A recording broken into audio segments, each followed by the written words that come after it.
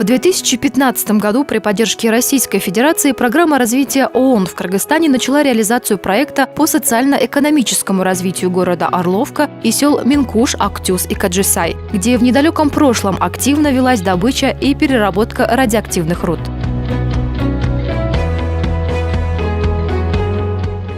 В рамках проекта решена одна из острых проблем школы-гимназии имени Пушкина в селе Каджисай. Классы, в которых проходили занятия на устаревших партах и стульях разных размеров, теперь укомплектованы новой школьной мебелью.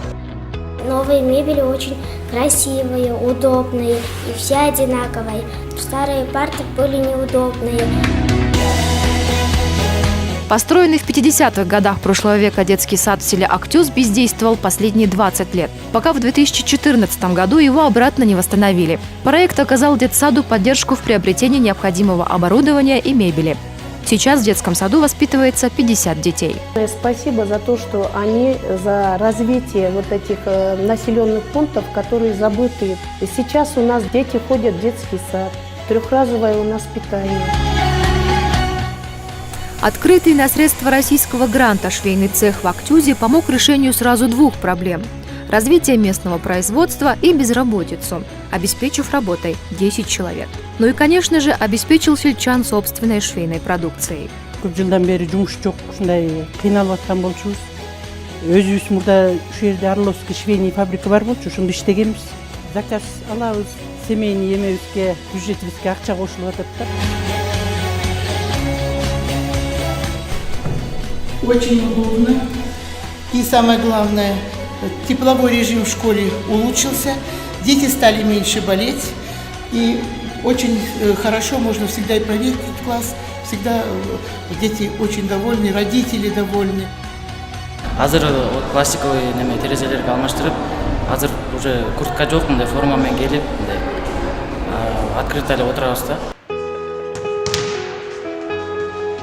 Балдар уландар спорт мектебине катышып келем. Мен бияка келгенде деген терезелер жана эшиктер сынык, терезелер айнектен болчу. Азыр баары жакшы, терезелер мынтип жылууланып, биз футболкачан ойноп атабыз, көрүп турганыңардай.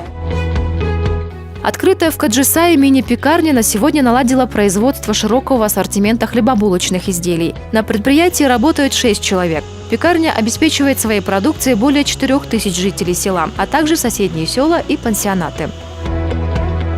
Даамдуу нан өзүбүздөн чыгып жатат.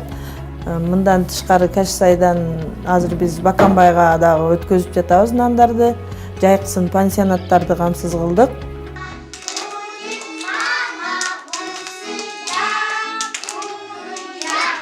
Шатыр алмашылды, азыр бардык условиялар бар да бала үчүн.